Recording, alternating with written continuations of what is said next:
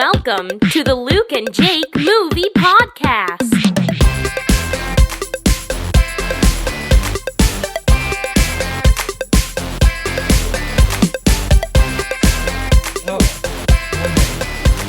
But like, this is charming. Yeah. It's kind of just like, because I think what is appealing about this to me anyway is that it's just hanging out. Just hanging out. It doesn't need to be anything special. Hanging out with books. If we were in some like Batman. If we were in some like studio sort of thing, we would feel super different, and we'd feel like, oh, I gotta sit up straight. Yeah. Whereas like this, every time I watch the video, we look the fattest we've ever had in my life. Because we're just chilling. We let it out. I know. And for that reason, I dig it. I dig it because that's it. That's why we're here. That's why we're here. We're here for the fans. We're here for all our fans. That's why we do this. Not for us, but for you. That's right. And that's why today's episode is the Fan Appreciation Special. Fan Appreciation Special. Sing that song about it that you wrote.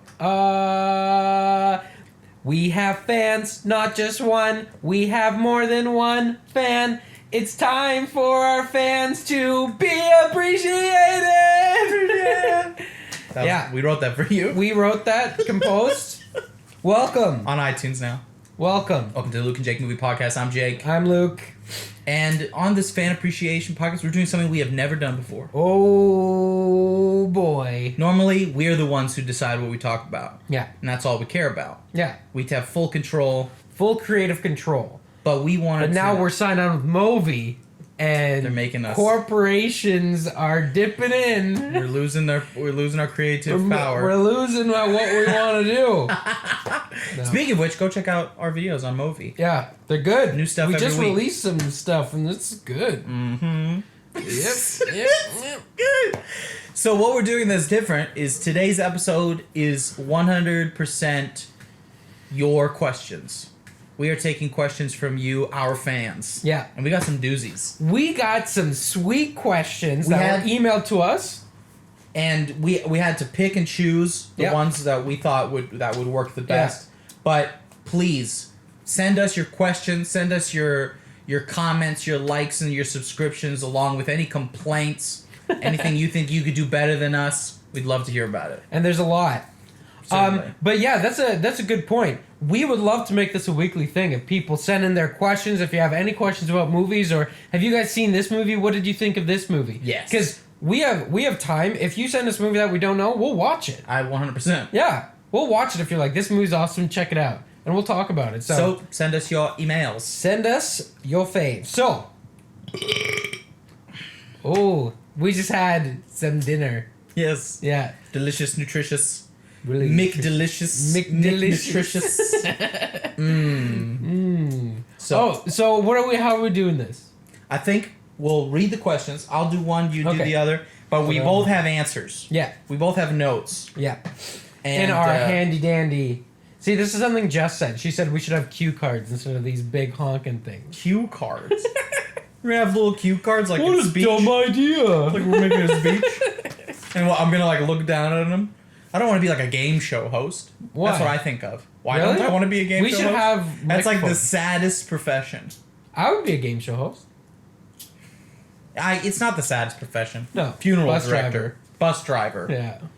Yeah. Child soldier is a pretty bad occupation. TTC complaint reader. That one takes the cake.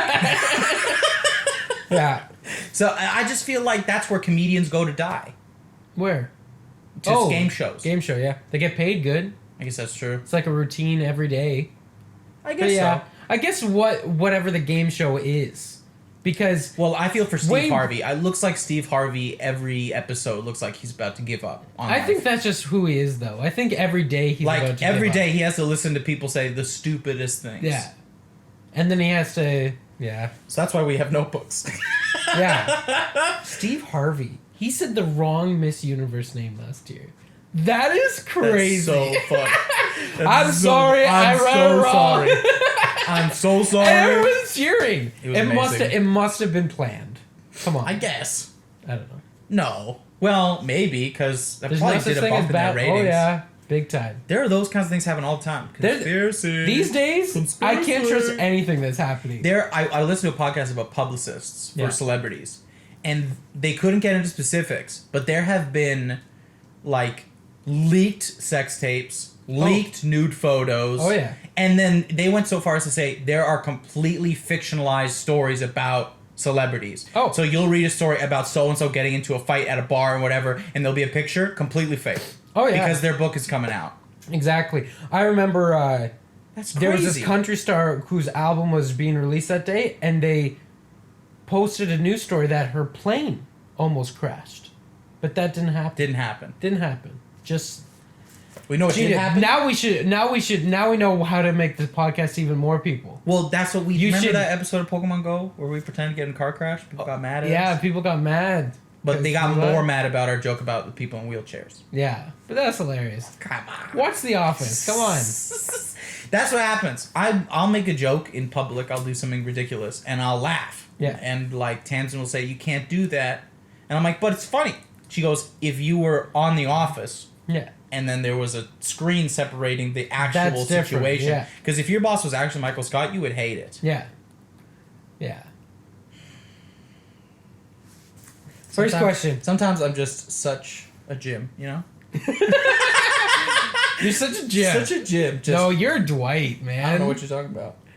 Jake is Dwight. Me and Jess watched it, and we just laughed so hard imagining you. It's because of your intensity. It's absolutely true. Like when you came over today, the first thing is I was like, you know what happens if a nuclear bomb were to drop? Exactly. And I was like, mutually assured destruction. And I went to that website that showed it. I have a samurai sword over there that I use every day. Yeah. I pull it out, I swing it around. I try to practice how to put it away to look cool.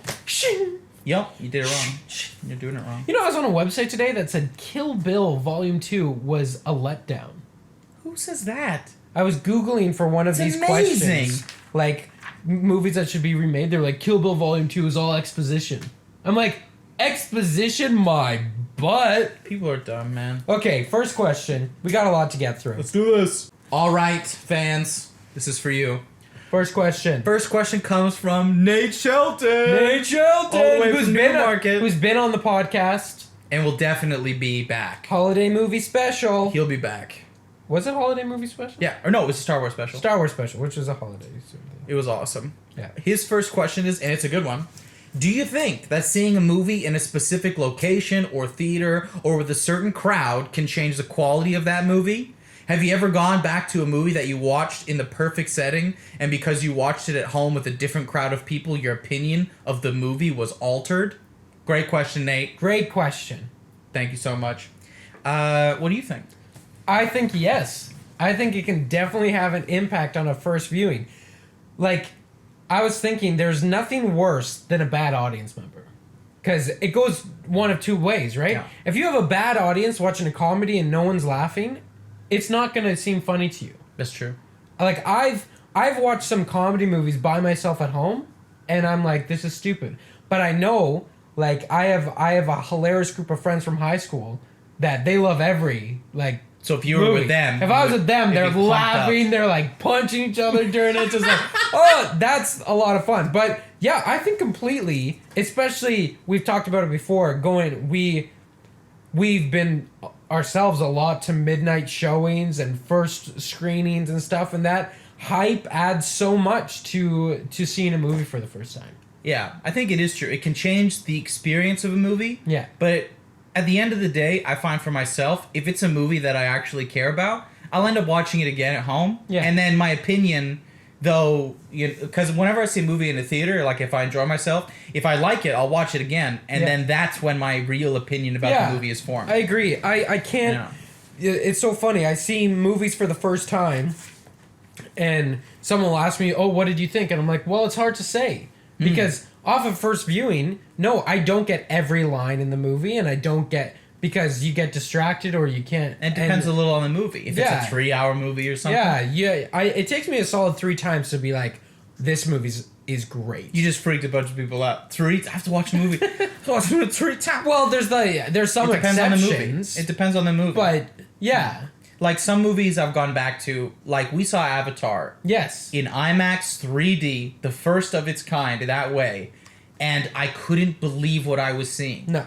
And for some reason, every plot point, be it predictable or whatever, it didn't matter. The whole reality was heightened. Yeah. And the experience is way better. Or then I went to go see 22 Jump Street, and This Is the End, and there was another one. But when I walked in, you just get like, boom, you get hit with a cloud of just weed. Yeah. And you're just walking through this mist, finding your seat, and you can see the movie through the smoke. And that movie, like every time that's happened to me, I've sat down and be like, oh, this is going to be good. Yeah. Because you know that this crowd is going to scream and laugh and have such a good time. And it's fun. And I saw 21 Jump Street 2 in the theater, and that, yeah, it just adds to a level. Like I remember Max telling me about going to see Borat. Yeah. Him and Tom went to go. I didn't see it in the theater, but like it was so sold out that people were sitting on the stairs. sides. Yeah. And he said he's never seen a crowd react that way, like screaming, screaming, laughing. It's because you experience it together, and I feel like that was like kind of when we experienced like the Dark Knight. Yeah. Because that whole crowd, you could feel the energy. Everyone was like, we are watching something special.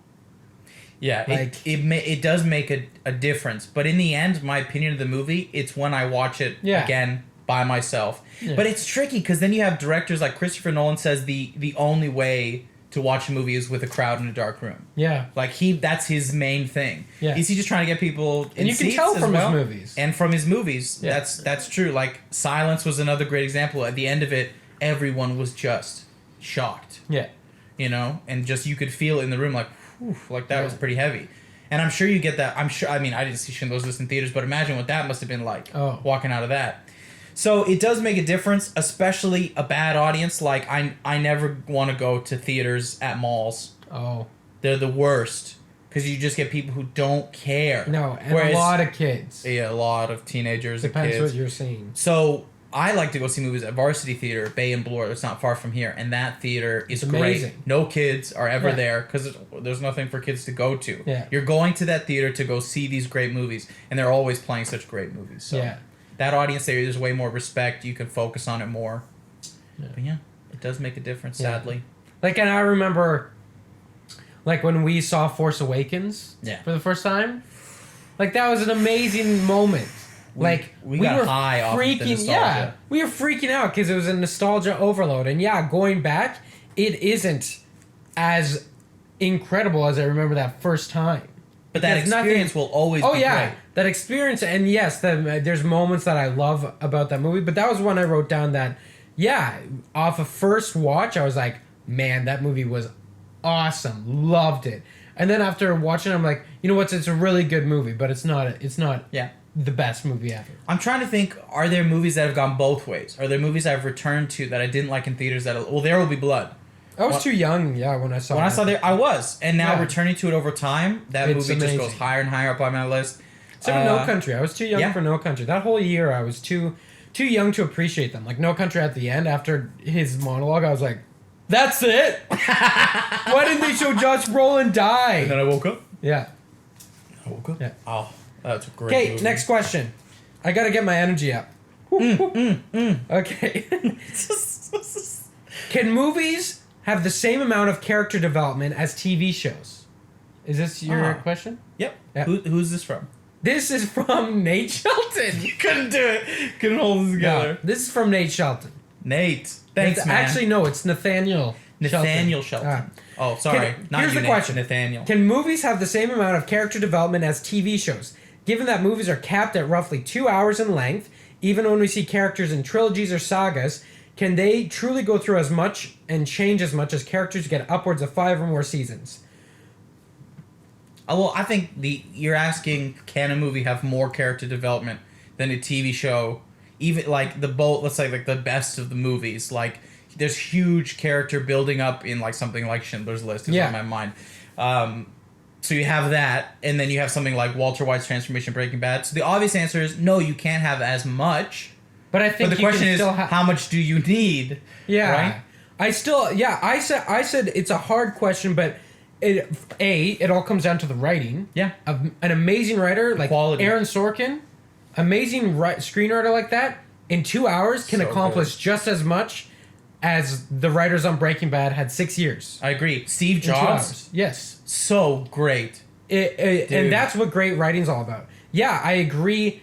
TV shows are lucky in that sense, but I don't know if every TV show actually it's character development as it is the characters developed and now we just put them in different situations. A lot of TV shows are that way. Like Frank Underwood, how much has he really changed since the beginning? We just have found out more about... We find out more about him, but his journey, it's always just more power, more power. I want more power. And there's no... And it's the lengths he goes to. We don't realize that until season 2, like, or end of season 1, that he's willing to kill people for... But I wrote down, just some suggestions, like, you think of There Will Be Blood. That movie's 2 hours and... 3 hours. 3 hours. So, yeah, that's a good deal of time, and that character transformation... Goes through a lot. Yeah. But you even think of, like, shorter movies, like 2 hours or even under 2 hours. Jodie Foster in Silence of the Lambs. That's a great character. That's really development. true. There's a great arc in that. And stuff like that. And I even said the guy in Perks of Being a Wallflower. That whole journey, that's an hour and 35-minute movie. Movies like Fight Club. Yeah. He goes through a big transformation. Yeah, so I said yes, they can. And it's tricky because people talk about character development. Well, like, it's not all you need. Some movies, the characters don't change. Mm-hmm. But it's the situations around them that are valuable. Wolf of Wall Street. Yeah. He doesn't change. No. It's the same party animal from the beginning to the end. Yeah. But that's not what's important. What's important is everything, the world that's changing around him and how his circumstances are changing and how this guy who stays the same is reacting to different circumstances. So character development is important if it needs to be there. So if you have a character make a decision, you go, that doesn't make any sense. Mm-hmm. That why on earth did he do that? Then that's a fault of bad character development. Yeah. But character development is not just about the amount of time. It's about the quality of circumstances. So something like No Country for Old Men, the way it sets up Anton Chigurh, the villain in that movie, within the first 5 minutes, his character is developed as you need it to be. Oh, yeah. He's a monster with his own set of twisted rules. Yeah. That's all you need to know. Yeah. And then later on in the movie, he pulls this guy, he pretends like his car's broken down. A chicken farmer pulls his car over, and all he has to say is, "Can you get those chicken crates out of the bed?" And the guy says, "What?" And then it just cuts to him washing the feathers out of the back of this truck. So character development is an interesting thing to pay attention to, but it's not a be-all, end-all part of what makes a movie great. And I think... Or a TV show great. Yeah, and also, I think TV shows, it's so cool that, we get to spend 6 years with Walter White, and we get to spend... If they do a good job, otherwise exhausted. And we get to spend 5 years with Frank Underwood and stuff like that. So there's pros and cons to both, but yes, I do believe just as much character development can happen in a movie. Clearly. Yeah. Yeah, it does come out of what you said, the quality of the writing. Yeah. Because how much do you need? I know. Some TV shows, man, I can't do them. They're just too Well, that's why TV shows long. need to have an end point. Yes. Like, hearing the Duffer Brothers talk that Stranger Things is going to be 4 or 5 seasons. Great. Amazing. Great. Because that's the problem. People get greedy. Like, let's Walking milk Dead. it for all it's worth. Yeah, Grey's Anatomy, season 14. Really? Do you really... How good would Grey's have been if they ended at season 6 and they ended it with a solid story? People will look back and be like, you don't want to show, the first 5 years are great, and then season 6 through 9 suck, but you have to get through them. And the show has to... That's the thing with shows, too, is it has to keep changing. Mm-hmm. So not just the character changing, but the world needs to change around. Like, I think the best example is Mad Men. Because you literally, from season 1 to the final season, which I think is 7... 6 and 7 are like half seasons, kind of. I think so. Or 6 is 2 halves. But you literally go through almost a decade of time. Yeah. So when you watch that first season, the quality is just as good. But by the end of that series, all of our characters have grown up and changed, yes. But also the show itself changes season to season. Whereas some shows are just the same forever. Like House. Yeah. House never changed. Yeah. So that's what makes good TV. Yeah. Oh, this is a longer... that was a good question, though. Yep. Thanks, Nathaniel. Who gives us our next question? Well, this question comes from Newmarket, our hometown. Oh. From Nathaniel Douglas Shelton. Oh, amazing. Nathaniel Douglas Thank you. for sending this to us. Yeah. And his question is, if you could change the director, writer, or main leads in a film that was critically seen as bad, Who would you change to improve it?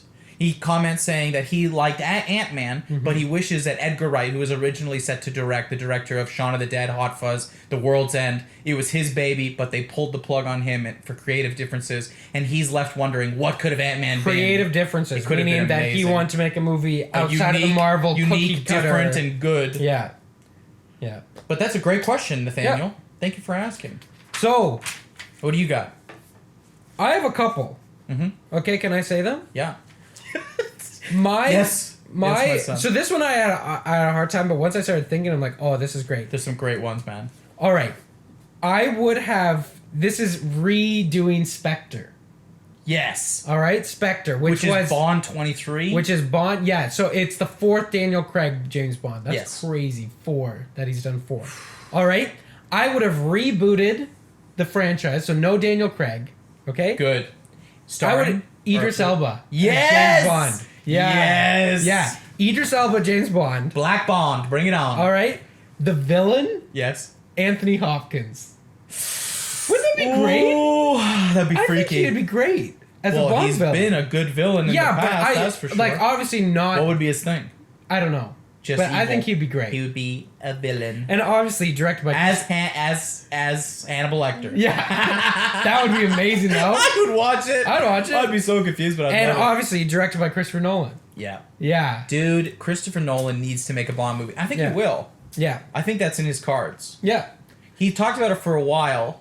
One day. And I think he will. I mean, thankfully, Interstellar still made a ton of money. Yeah. I think Dunkirk's going to make a ton of money. And for that reason, he doesn't need to go back to a franchise like what he did with the Dark Knight trilogy. Yeah.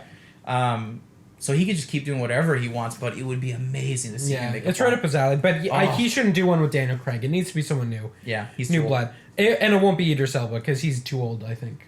I think they'll go Tom Hiddleston, Tom Hardy. Yeah, someone like that. A Tom Hardy. He'd be ruthless. In like Inception? Yeah. I think always have Inception when it comes to Chris Nolan's James Bond because there is a sort of James Bondiness to it. Yeah. And Tom Hardy in that movie is so slick.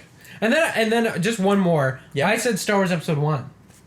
Wow. Is that yours? So did I. Oh, amazing. That I think I was like, what would be the biggest movie you could fix? I'm excited to see your if Star Wars Episode 1 had been done right. Yes. How different this film world would be. Yeah. Like you can't imagine the ripples that would have gone through space, time, and cinema. People waited years and years, and could you imagine if that movie was transcended?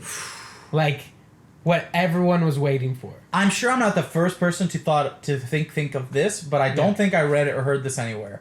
I would want to see Star Wars Episode 1 written by Lawrence Kasdan. Oh, so bring him back in. He did Empire Strikes Back and Return of the Jedi? Or just Empire? Nope, did both of those. He also did Raiders of the Lost Ark. And he helped write Episode 7. He was a big part of that process. Yep. I would want him to write it along with my director choice, James Cameron. Wow. If James Cameron had directed Star Wars Episode 1... That would have been nuts. Dude. When did Star Wars Episode 1 come out? 1999. 1999. So he had already done T2? Yeah. So imagine coming off of Terminator 2. Well, that was the year of Titanic, though. Oh, well, forget Titanic. Forget Titanic. Yeah, I know. If Titanic didn't exist, I wouldn't be so sad if it meant James Cameron directed Star Wars. Imagine what that would have been like. I know. I said my director, I said Spielberg.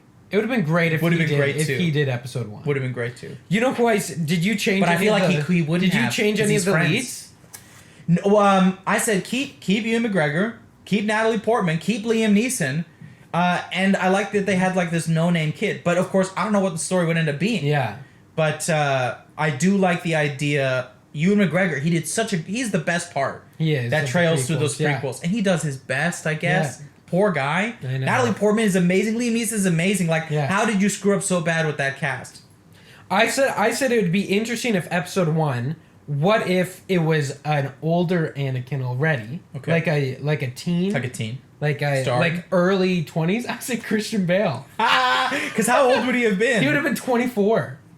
You know what? Sweet. Wouldn't that be sweet? I have him in some other bits coming up. And I said just a bit younger than him. I said Jake Gyllenhaal. Yeah. As a young Anakin. Yeah. Or I said as a kid actor, Haley Joel Osment from Sixth Sense. I thought about that too. I thought about that as well. And I said, how great would it have been? I said other Obi-Wan choices, Gary Oldman. Yeah. Or Kenneth Branagh. Oh, Kenneth Branagh. Yeah. That's what I love Kenneth Branagh. And I also said Anthony Hopkins as the villain. How cool would he be? I like this Darth Maul sort of character. Darth Maul's cool. I just don't like that they killed him. No. Why not carry that he's guy not through? dead. Stupid. Yeah. I don't care. Anyways. No one cares about that. Fourth. This. What's the fourth question? Did I skip one? Oh, yes. Okay. This question comes from N. Shelton from Newmarket. Shelton. N. Shelton. Just doesn't trust us with his first name. Nancy. Perhaps? Maybe. Nectar. Nectar. Okay. Would you rather eat a can of bees or a live bear? This is an easy one. When Jake asked me this question earlier, he said, or a bear liver. I read it wrong. And I read bear liver. I'll eat the liver of a bear. Well, what do you mean? Do I have to fight this bear? Or It the says bees a live alive? bear. Well, I think if it's canned, the bees must be dead. Well, then I'd eat the dead thing. Yeah, because I respect bears too much. Yeah. Bears are like my favorite animal. I didn't even... we weren't talking about... No, we weren't talking about you. No. I love this bear. It's from IKEA. We put Really? It, yeah. Wow. Stuffed animals are so cool. I Because like they them. can turn into puppets and humans. Puppets are... They have so much personality. I know. What's the next question? Next question. Do we really need explicit sex scenes in movies? Cut. When two characters are in bed naked, we can usually understand what either happened or is about to happen. So do we need to see the specific act of sex on screen? Does it really affect plot, character development, or advance the story to see every detail? Great question. And one that, I'll be honest, I grew up with this question. Yeah. In a conservative household where, Same. like you were quoting my mother, cut. Sex scenes were to be skipped as quickly as possible. Even like when I would be an older teenager and I knew what sex was and I understood it, even if it wasn't crazy explicit in a movie, it was still understood that we had to skip that. Well, it's so uncomfortable. That's we'll just fast forward this part. I remember we used to fast forward it. Oh, of course, yeah, because it was exactly. Yeah. We were raised that way, so I think this is a question, and I think there are a lot of people who do ask this question. I think it's fair. Yeah. Some people are like, what? So That's all I watch in movies. Is the explicit sex? You haven't seen The Return of the Buttock 7? Yeah, Return of the. Yeah. The classic movie. This is a porno. Yeah, that's the joke. Oh. Yeah. I said yes, they sometimes are needed, and no, sometimes they aren't needed. I know that's not a definitive answer. Yeah. But yes, some sex scenes are definitely needed to further the plot. There are some who disagree with you. Like, for instance, this is a big enough deal that there's an entire company, have you heard of this?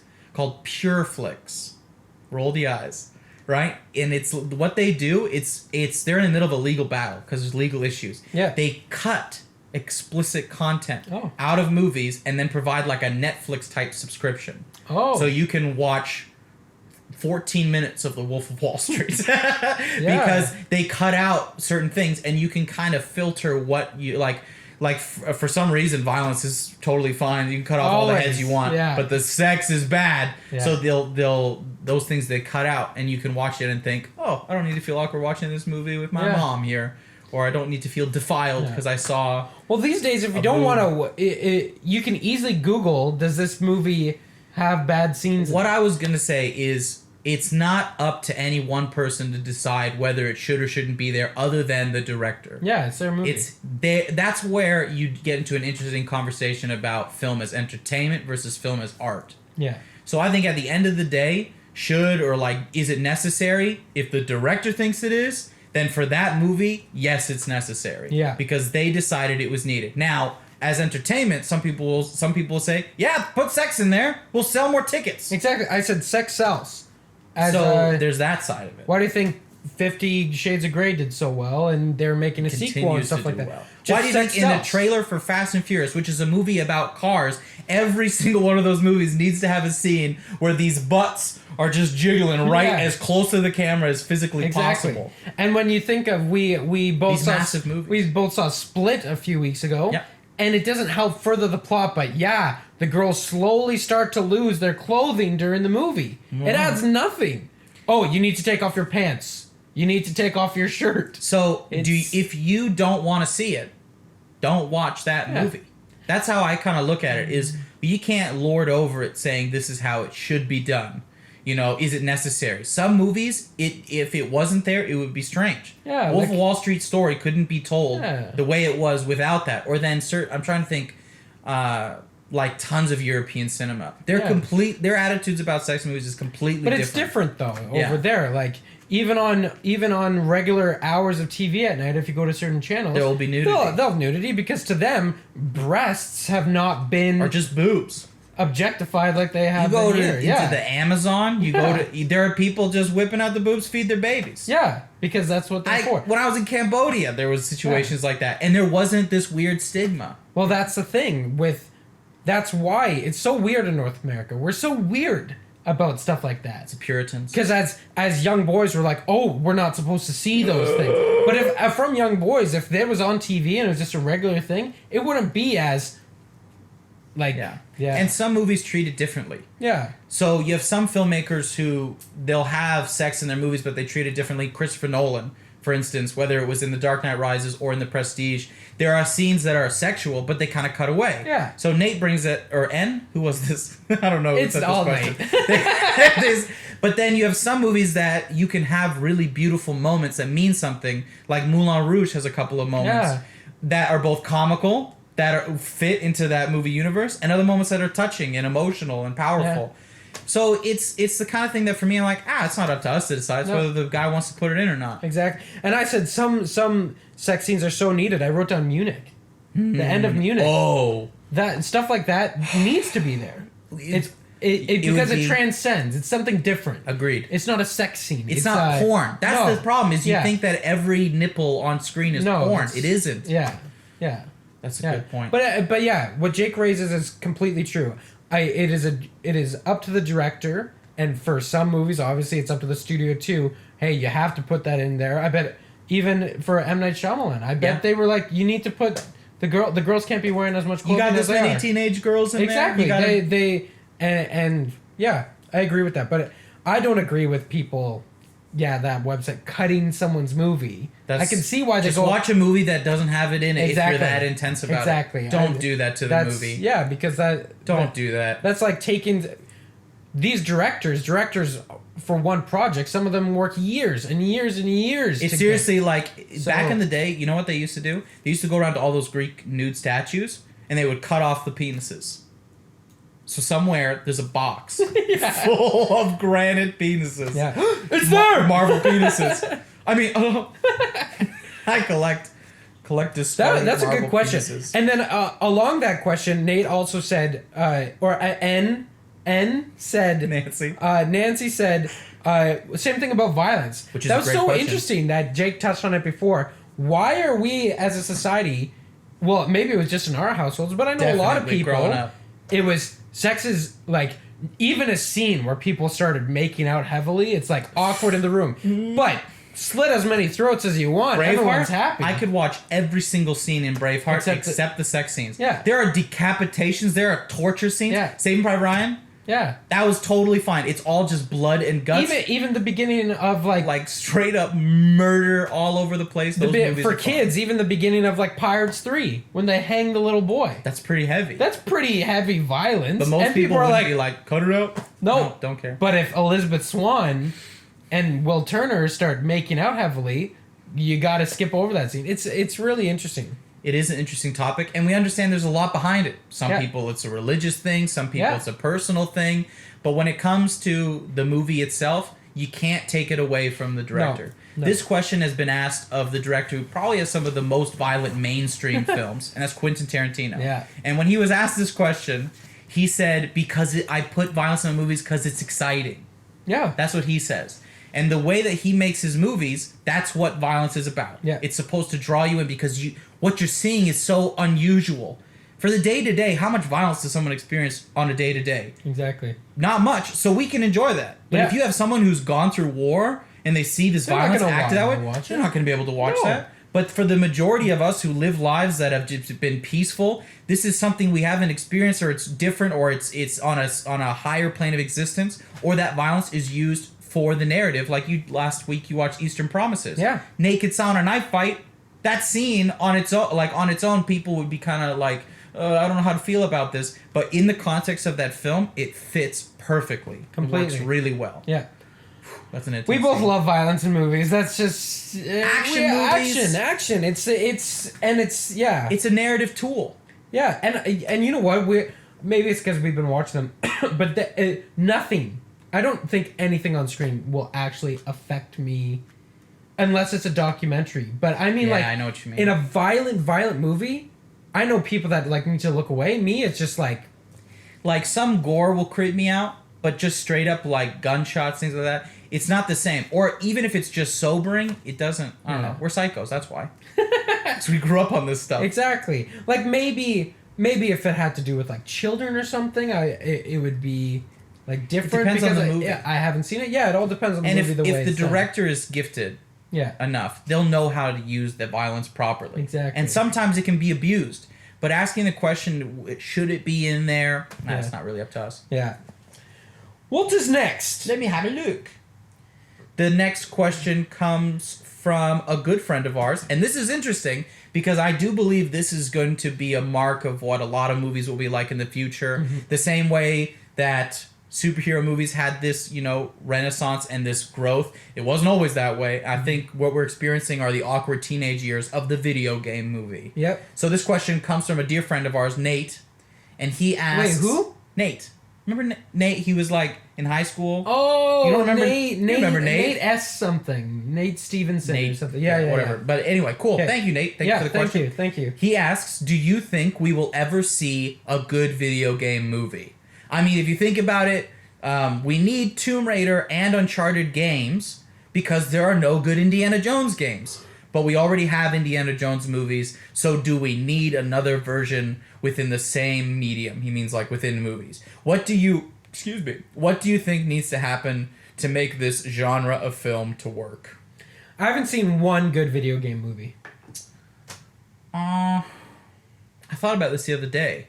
Well, what's interesting is you have a movie that will imitate a video game, like Edge of Tomorrow. Oh, great movie. That movie is a video game. Yeah. But yeah, let's walk through them. The Mario Brothers movie. Ugh. Doom. Did you even see that? Nope. Garbage. Assassin's Creed, which was destroyed by critics. the two Tomb Raiders with Those Angelina Tomb Raider Jolie. movies. There's been more. Warcraft recently, yeah. I believed in Assassin's Creed. Yeah, I thought it was going to be this good. is the one. I didn't see it. Yeah, I haven't seen it yet either. And you have these... It's just shocking to me. It's been shocking to me for years, especially with properties like I know Disney looked into buying Nintendo. I know that's a deal. That could happen. And that's going to happen someday. And you're sitting on these properties. They're crazy to me, Nintendo, that there hasn't been a Mario movie. Like, think about the big... Or a Pokemon movie. Like, video... Well, and a real-life they're Pokemon making movie. one. They're making... Pikachu Detective. Pikachu.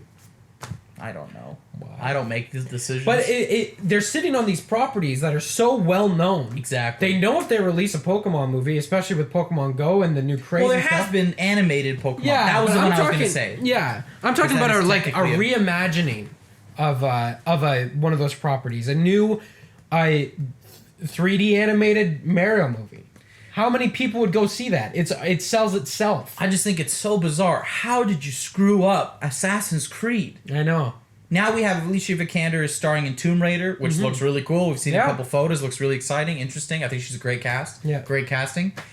But I don't know anymore. Yeah. Because some people say it's just over, it's done with. I think we are in the awkward teen years. You know how many superhero movies there were before Spider-Man 1? Yeah, true. A lot. You know how many, a lot that we've never heard of. There was a Fantastic Four movie way back in the day. Captain America way back in the day. There's a bunch of these, and TV shows like that Hulk TV show. Yeah. There were some really bad, like The Phantom. Do you remember that one?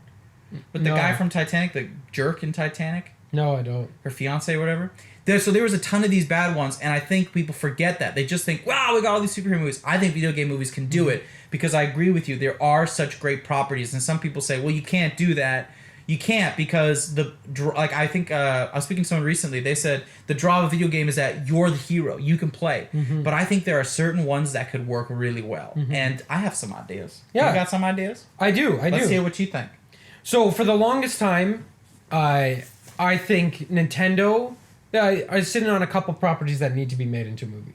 First, obviously, is Zelda. Yes, and I please. think they need to take The from Legend of Zelda. I think they need to take from Ocarina of Time.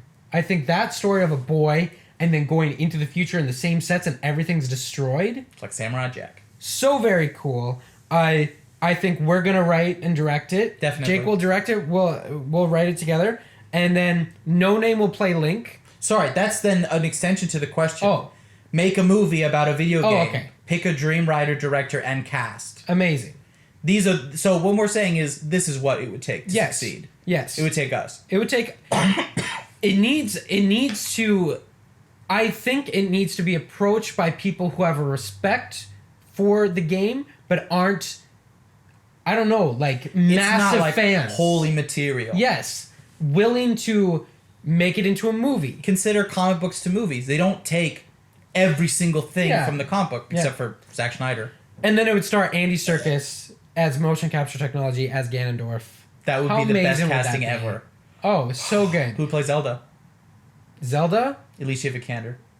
I'm gonna just put her in there. I like the girl from Brooklyn? Brooklyn. Saoirse Ronan. That was my second choice. Yeah, she would be a great Zelda. And for Link? No Name. A no name. No Name young kid and No Name adult. Well, they wouldn't be too old, like 18. Yeah. And I think I've always had Teen I've Link. always had a teaser trailer in mind. It would just be the black screen and you hear the Ocarina of Time, the like ba ba ba da, and it would be like just like from the Navy's point of view going through Navi? the Navi going Navy? through. I was like, with the Navies in this movie? Going through with that song playing, going through Like the beginning of Ocarina of Time. yeah, going through the woods. woods, and you see all these people, and then it comes to like little Link sleeping, and then cuts to black. That goes out, and then you just see like Flashes. the flashes of the movie, Ganondorf. and then the last shot is him and a massive Ganondorf, like looking the up big Ganon. from behind, And then it would cut, and then you'd see the Master Sword in the woods or something. Exactly. Or like wherever. And then it would Fans! Done! Movie's done! How can you screw That's that over up? $500 million right there. I think that's a great Guaranteed. choice. Yeah. Now, if we are not available to direct, yeah. I think a great choice would be Guillermo del Toro. Oh. I think lock him down. Yes. I think he has a great respect for Yeah. the medium. I think he has a great eye for it. And That's so true. He's worked with Kids Pan's Labyrinth. He did a great job. I love it. I think that'd be great. Yeah. I have a couple other options for you. Yeah. I really believe in this. I've been talking about this for a long time. That video game movies make it work because I think there's a lot. Yeah. There's been a few really close ones that I think would have done well. For instance, I think Halo Oh yeah. would. Come on! Peter Jackson was attached to it for a little bit. And then Neil Blomkamp Yeah. was going to make it. Yeah. Then he screwed everything up for Halo. himself. Why didn't they make him? When it was supposed to be made, it would have made so much money. I don't. It had been understand made like how- 5 years ago. I don't understand why it fell through. I would want Tom Hardy as Master Chief. Oh wow. If it was made today, Tom Hardy's Master Chief, and then surrounded by like surrounding like awesome cast. Yeah. Like of course a ton of CGI. Yeah. I just think it would be great, and I'd want it to be directed by someone who is familiar not only with like, you know, the excitement and the technology, but also really good dramatic storytelling. I want Alfonso Cuarón to direct this. Wow. How good would that be? Yeah, it would and be it would like elevate the video game genre. Yeah. It's like when Christopher Nolan took Batman. It was like, what? This guy who made Memento is making a Batman movie? I think he could bring it into the spotlight. That's so sweet. Wouldn't it be great? Why are we producers? My second idea, Splinter Cell. Oh yeah. Classic like spy kind of movie, but it would be like a spy assassin. Yeah. What is the last like assassin type movie? Oh no, Assassin's Creed doesn't count. Like a modern time like assassin thing. I would want You're excited.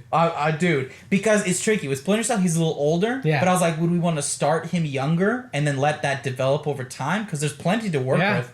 But to direct, I would either want Ridley Scott, because he can direct anything. Yeah. Or what would be interesting is I thought of like, well, who's done a movie that's like intense and close quarters like that? Denis Villeneuve with Sicario. Now he's going to sci-fi, and he'll be in sci-fi for a while. He's doing Blade Runner, but I'll call him after this and say, buddy, Blade Runner, whatever, this. And if I would go with a young Sam Fisher, I'd go with Christian Bale. Yeah, of course. If I was thinking Christian Bale. If I went with an older Sam Fisher, Viggo Mortensen. Oh yeah, dude. Yeah. Now, like, he's sweet. Some people get upset because Michael Ironside does the voice of Sam Fisher, but I think again, get away from the property being sacred. You can please the fans and invite a whole huge group of people. You know who I always thought would be sweet in an action movie? Who hasn't? John Hamm. Yes. I always thought he was gonna be Superman. Yeah, I thought about him as Superman too, and he would be cool in a movie like that. He'd be a sweet Sam Fisher. Or not even Sam Fisher, just he looks awesome. You know who else would be a cool director for what? Their movies are so real, but to do that for a video game genre, Catherine Bigelow. For some sort of like war, some war Halo type movie. I thought of her too. But she grounds it in like reality. I think that'd be cool. Some video games I think won't work. Yeah. Like, I think Tomb Raider will work because it's a female Indiana Jones. Yeah. That's cool. But something like Grand Theft Auto wouldn't work. No. Because then it's just a gangster crime movie. It's not the video game. Yeah. I think Mario would work. I really do. I think it totally could. But I think not real people. It needs to be animated. It needs to be animated. Like Wreck-It Ralph style. Yes. Wreck-It Ralph proved, I think, that it could work. Yeah. All right, next question from Stephen Douglas Stephen Shelton. Hey, Doug. I understand comedy is supposed to be fun, but I've never seen a comedy that has made me feel anything other than laughter and happiness. And for this reason, I think comedy films are usually left out of the Oscar or Grammy race. A comedy has never won a Grammy. Never. It's a Golden Globe. What is that about? Can you name a pure comedy film? I think that's a key thing here. Yeah. Pure comedy film that has made you feel anything other than the traditional laughter and happiness. Yeah. Completely, certainly. yes. There are a number of hybrid comedies. Yeah. Some of which who have won Best Picture. Yeah. Like Shakespeare in Love. Yeah. Birdman. But those aren't comedies, though. They're hybrid. With Birdman, there's a heavy comedy tone throughout it. You laugh a lot in that movie. Part of me thinks the question is though, like the typical comedy movies he's talking about. There's other ones too, though, like Toy Story 3, Lost in Translation, Fargo, I said all the Doctor Pixar. Strangelove. Yeah. But yeah, the question is pure comedies. Now some have won Best Picture. Yeah. In the past. I made a list. Not lately. No, what, it is. Name some on your list. From 1934. That's how far back you gotta go. It Happened One Night with Clark Gable and another person. I like it. I think it's really good. Never seen it. You Can't Take It With You, 1938. Never seen it. They're both Frank Capra. Oh. His earlier work. The director of It's a Wonderful Life and Mr. Smith Goes to Washington. 1973 is The Sting. Oh. With Paul Newman and Robert Redford. Hilarious movie. Such a good movie. So funny. It's not funny. Yeah, it is. It's not hilarious, I laughed a bunch in The Sting. I thought you were being serious. No, I wasn't. The last one, definitely. 1977, Annie Hall. Yeah. Yeah, I wrote down Annie Hall too. You know what I said? Like comedy. I wrote comedies. So when I think, like, from this question, I get a vibe. He's talking about stuff like Anchorman, Dumb and Dumber, Superbad, which you leave just laughing. But I think there's some movies that, like, have you ever seen Knocked Up? Yeah. I think there's more to that movie than just laughing. Judd Apatow has that effect at times. I think there's certain things. There was another one he made where they all played themselves. Funny People? Yeah. They don't play themselves, but it's... Yeah. I know what you mean. And that one had dramatic elements. I actually didn't like that movie. It had way too many dramatic elements. Yeah. But I said, like, if you're thinking about a strict comedy movie that makes you feel something, for me, it's The Grinch. I think that movie has a great message at the end. Yeah. But it is purely a silly comedy. And I said... I think there's one example that's better than the rest. What? I think it's Juno. Oh, I wrote that down. Yeah. Ooh. Or like Up in the Air, or Thank You for Smoking. So those are all of Jason comedy. Reitman. Yeah. So I said Juno, 50-50 is a good example. That's a good example. That is was like a dramedy. Yeah. And then I said like people off the top, it would seem like a comedy, but The Truman Show. Yeah. Has comedic elements, but that is a drama. Yeah. So yeah, to your question, Nate. Obviously, like Douglas. Your question, I think some comedies that it's I like that there's some comedies that don't try to make you feel anything other than laughter because that's their purpose. I think it's tricky too because it depends on when it comes down to like a genre thing. The question is always, what do I need to accomplish with this movie to make it succeed as a drama, as a horror movie, as a thriller, and elements of, you know, whether it's a dramatic element or to make you feel something different. Comedies don't need to. They just need to be funny. Yeah. So let's get a bunch of silly people and get them all to improv, and we'll make Anchorman. Yeah, which is hilarious. Or, you know, so you have that side of it. It's the same thing with horror movies. Horror movies are not very well represented at the Oscars, and sci-fi most of the time. Most of the time, yeah. It's the dramatic ones, because what does a drama need to do to be successful? It needs to really make you feel. Whereas with Furious 7 or 8, 9, a billion, they don't need to make you feel anything other than your heart pumping in your chest because the car just flew off the thing and he jumped, he's rolling, and he's shooting his gun. Yeah. So comedy, I think it's tricky with Oscars for that reason, because it's the movies that are dramatic that, of course, are the ones that are going to pull people in to think this movie's more important. But it's just, what does it need to accomplish to be successful in and genre? there's some silly comedy movies that you still care about the characters. Like Superbad, you want Jonah Hill to get with a girl. You understand he has issues with his weight. You understand his character. Like you get them. Yeah, you get their dorks, and that movie for me is the best Judd Apatow comedy. Superbad, I think, is so good. It's really good. I think Knocked Up might be a little better, but they're both really good. They're both like his prime. I don't think he's ever made anything that good. You know what I wrote down? What? One of the best comedy movies of the past 15 years? What? Grand Budapest Hotel. Yes! I think it is stupid funny. I laugh. Ray Fiennes in that movie. Every single thing he says, I laugh. And that's a movie that there's a lot more going on than just the comedy. Everything Wes Anderson is like that. Yeah. There's a quirky humor to it. Yeah. But especially in that one with... Yes. Oh, it's so good. When he's in prison? Yes. We become great friends, actually.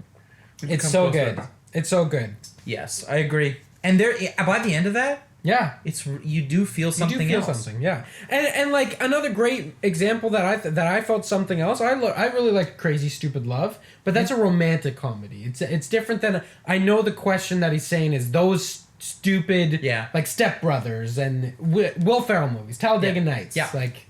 But I think they serve a purpose. I think there's a reason they make so much money. What do they need to do to succeed? Just be make funny. You laugh. That's it. Put Will Ferrell in other situations because it's hilarious. Seems to be all it's about. Yeah. Great question. Yeah. You. What's next? Moving on. Ooh, this is a good one. This comes from someone named Shell. Shelly. Shelton.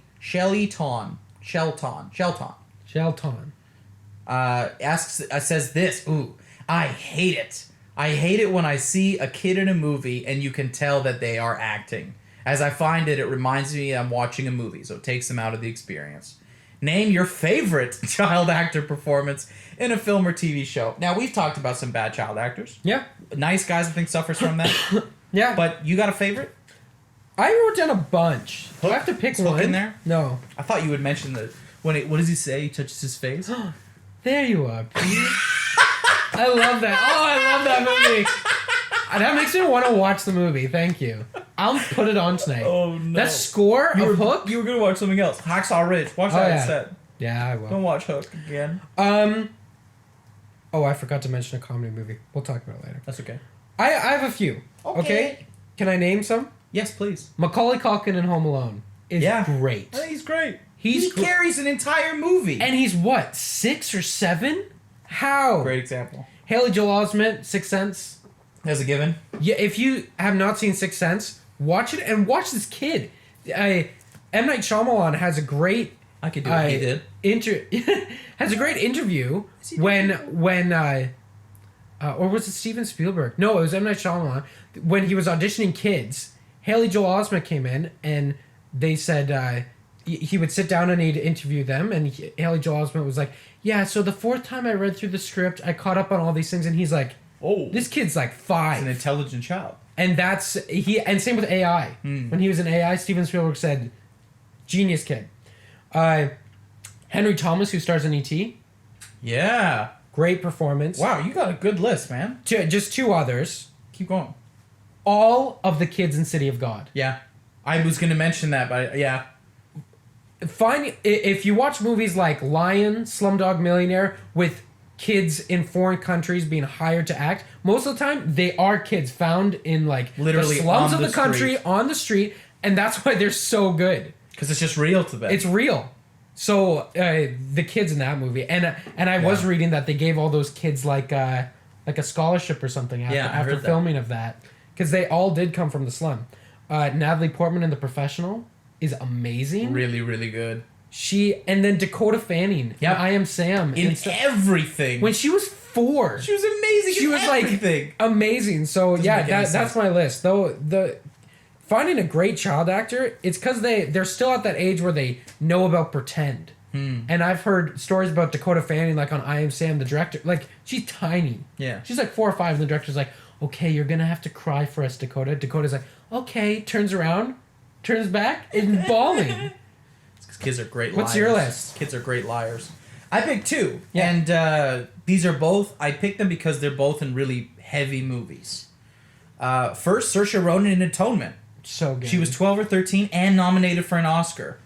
She She's does such a stupid good in great that job movie. in Yes. that movie. Like, and it's not even great for a kid. She's perfect. Yes. And I think another example of someone who was perfect, she was 13 years old when she filmed True Grit, Haley Steinfeld. Also nominated for an Oscar. For her first movie. And she's perfect. Yes. So I think, like, there are some kids and animals are tough to work with in movies, and they've let down a lot of directors, and they've hurt certain movies. But when it's right and when it works, it's so surprising because it fits perfectly in the movie, and then you're scratching your head like, that's a little kid. Yeah. How did they, like, with Atonement, there's some heavy stuff to deal with. With True Grit, there's riding on horseback, and there's like so many challenging things. You think they also could only film for like 5 hours a day or something. There's some rule with kids you can't. So the amount of work that goes into making that work, and for the stars to align in that way, super special. And they're all like, it's so funny finding a great child actor. They all, I don't want to say they're prodigies. Leonardo DiCaprio in What's Eating Gilbert Grape. Yeah. I don't want to say they're prodigies, but they kind of are. They all have this intelligence to them. Yeah. When you listen to the directors talk about working with those children and stuff, you can see, like, I know I've talked about it before, but the kid from E.T. in his audition, Steven Spielberg right away was like, that's it. Yeah. Like, after one take, and the audition was like, and I would be so interested to be on a set to see a director, because I think a lot of it is to do with how the director's relationship with the kid. Because you have to explain it a lot differently, I bet, than to how you would with an adult. Yeah. Because kids are a lot more sensitive. They need to be. Yeah. But when you get it right, like Stranger Things, Yeah. like, it's so charming. When you get the right kid. That's my word. Oh, man. Yeah. Shaman. Yeah, I agree. And I've heard stories of then even other actors who are working with that child, how they develop a friendship. So, for instance, in Lion, Nicole Kidman spent a few days just hanging out with that kid. Oh, cute. Like, that kid's going cute. to the park, hanging out with, like, the parents there, getting comfortable. So then on the day, it's so much more natural and it works well. I like. You know that who's kind of also stuff. amazing? Who? Christian Bale in Empire of the Sun. Yes. That might be the best. Is my favorite. Carries a movie. Imagine that, being 10 years old, like, carrying a Steven Spielberg movie In a after huge- Jaws, what's- after It's Raiders. technically a war epic in a lot of ways. You can see that most of the names we've thrown out, they are prodigies. They went on, still acting amazing. Natalie Portman, Leo DiCaprio, Christian Bale. Saoirse Ronan, Haley Steinfeld, They're all still huge, popular. Haley Joel Osment. Yeah. He gave What away happened to that? Yeah, I don't know. I just hope he got residuals. There's a great meme where they take is him older when he got fat, and they take his face and they shrink it into his head, and it looks so great. Man. Oh, that's what it looks like. I have to show them. And you know what I also think? What's that? I think, like, I can attest to this. Being a trained actor, going to school for it, gets, I think, a lot of actors way too much in their head that there's a block, and that's when it looks like they're acting on screen. It's because with too much training, you just overthink it. Natalie Portman, Leo DiCaprio, Christian Bale, Emma Stone, they've never taken a class. They've learned from doing. Interesting. And I think that's a lot to attest to. Daniel Day-Lewis, he doesn't have a theater degree. No. No, Just did it. And I think there's a lot to be said about that, especially when it comes to those child actors. They just learn by doing. And Natalie Portman has never had a bad performance. I really don't think she has. She's been in bad movies. Yes, she's been in bad movies, but she's never been the weak link of a movie. She went to Harvard. Same with Leo. I think Leo's amazing. Anyways. Leo's great. Yeah. Next question. We're on our final two questions. You got it for us. All right. Let's hear what the fans want to know. What do the fans want to know? What is your favorite performance by an actor that was unexpected for that role? His example, or her example, whoever, this is anonymous. This Anonymous. Example is Robin Williams in 1 Hour Photo, which I have not seen. But I've heard about it. He plays like a villainous kind of creature. So obviously there's one that we both would say, Heath Ledger. As the Joker. Heath Ledger as the Joker. People were I was freaking out. Yeah, it's so I was unexpected. like, what? Yeah, because A Knight's Tale? He was known for A Knight's Tale, but the biggest thing was Brokeback Mountain. Was the part he had before. And which he's amazing in, but him as the Joker, this heartthrob with a six-pack. People were thinking of like Jack Nicholson. Yeah. They couldn't wrap their heads around it. No. But obviously we know how that went. Yes, you know who else I wrote down? Sir. Couple more. It's for me, it's always unexpected when a comedic actor can do a really good job in a dramatic movie. Agreed. So Jim Carrey in Eternal Sunshine. Yep. Unexpected that he can do that. Steve Carell in Foxcatcher. Yes. Unexpected that he can actually do that. Oh, you watch The Office and you're like, even Channing Tatum in that movie too. I wrote Channing Tatum in 21 Jump Street. That's a good example. Totally unexpected how funny he is. And then I wrote Robin Williams in Good Will Hunting. I bet people back then. Yeah. And he's in the Christopher Nolan movie. Insomnia. Insomnia. It's like people expect Robin Williams, he's over the top, but and same with Jim Carrey, his acting style, and the guy who did Ace Ventura is going to be in this drama. And there are some that we don't know that were such controversial choices. Yeah. For instance, Al Pacino in The Godfather. Mm-hmm. The studio was like, no, don't do it. And it fit perfectly. Yeah. Or then there's been a few. I think Jack Nicholson, The Shining was a weird choice, they said. Probably. Like, so there are always things like that, but I find that it always comes down to the director knowing who he's working with. Yeah, totally. So in a good actor, they can make it work in anything. Yeah. You know what I love? I love that Christopher Nolan thought of Heath Ledger. He's the one that saw him in something and went, I wonder if he could be the Joker. And they had a meeting about it. And apparently they were like exactly on the same page. Like, this is what it's going to be. Without even doing like a screen test or reading the script. Amazing. Just talking about the character. I'm trying to think of other unconventional ones. I don't know. It's tricky. It just because like lately, I can't think of really risky. Any, but the ones that affected us, Heath Ledger, big time. I know that there was a lot of buzz around. Even Christian Bale as Batman was a big. That's true too. Yeah. There was a lot of buzz around Girl with the Dragon Tattoo. Oh. With her casting, that was weird. Yeah. With Rooney Mara, people were like, "Wow, this isn't gonna work" or whatever. She was amazing. Perfect. Our final question comes from Nate. He got a second question. Nate. This is his second. Just for our buddy Nate. And I think it's a good one. With so many films exploiting nostalgia who's calling me? No, thank you. I don't ever answer my phone. Really? Barely. I always answer if someone's calling me. Well, because you're an actor. Yeah, that's true. I don't like talking to people. Never know who's going to call. That's probably millions of dollars on that phone call that I just hung up on. With so many films exploiting nostalgia these days, it's made me want to go back and watch films from my childhood. You're not the only one. Most of the films I would rewatch still hold up. But can you name a movie that you had the best memories upon seeing it and now you realize it was better to have been left a memory? Great question. Guys, this is dangerous. It is. If you have a childhood movie that you absolutely love and you go on like Rotten Tomatoes and you see it has a 22%, just keep those memories for yourself and don't do it. A movie I've refused multiple occasions the opportunity to rewatch, Mighty Ducks. Because in your mind, it's a wonderful movie. It's perfect. Yeah. And I've had people, no, it's still great. It's silly. No, you don't understand. I loved that movie so much that if I were to go back and watch it and if it was anything less than incredible, it would be ruined. Yeah, so don't go back and watch it. Like, this past winter, Growing up, I loved The Santa Claus with Tim Allen. I thought it was the greatest movie, and still, I was like, it's one of my favorite Christmas movies. I love The Santa Claus, even though I didn't watch it every year. This past year, I watched it, and it's bad. It's bad. It's not a good movie. Not at all. The elves that fly, and why, when they walk down the hallway, do they dance with Tim Allen to a song? Why did that happen? I'm very disappointed in that movie.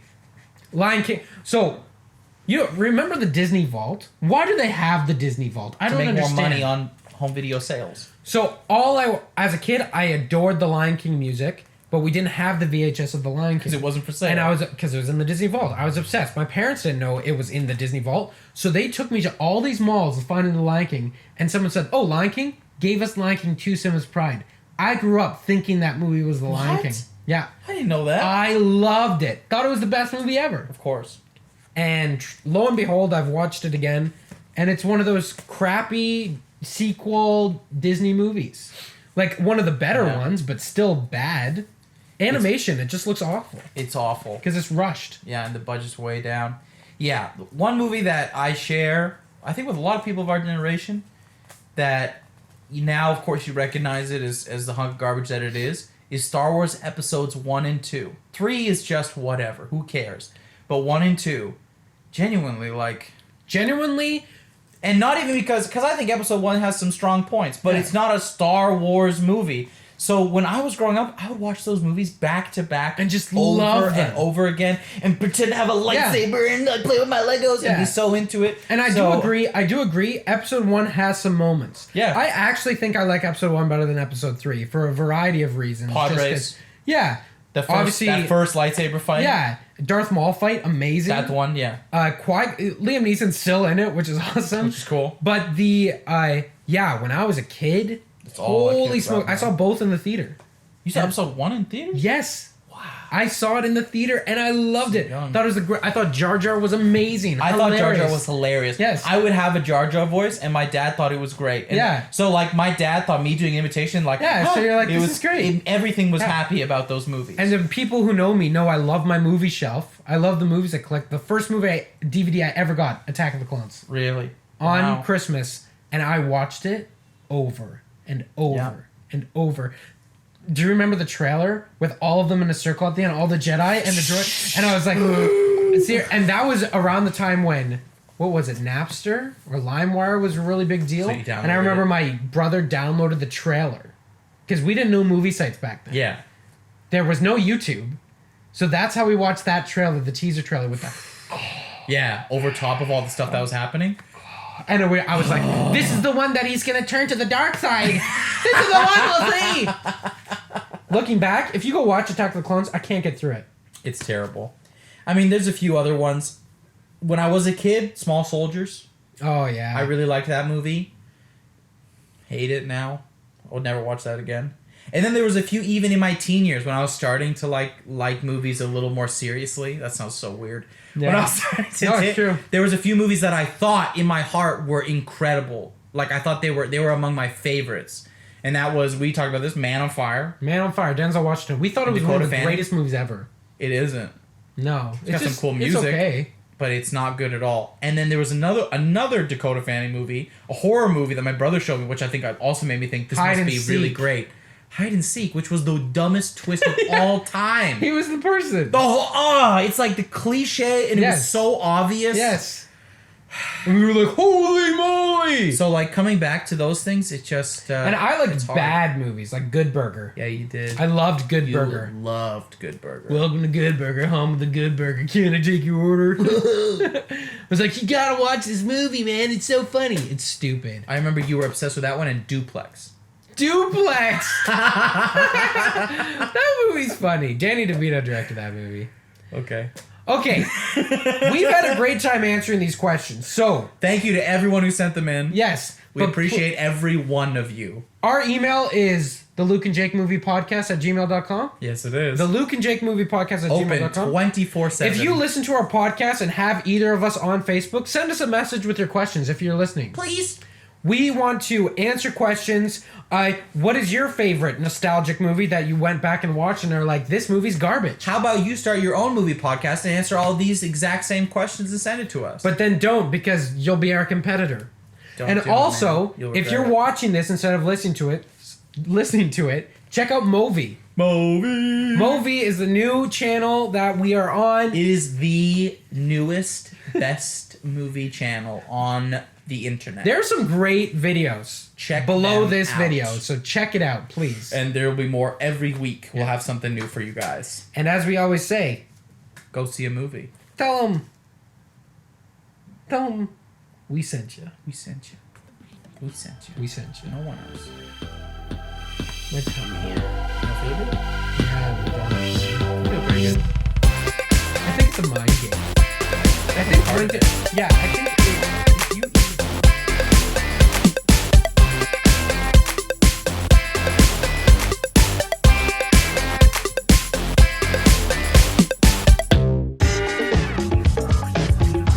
Thanks for watching Movi.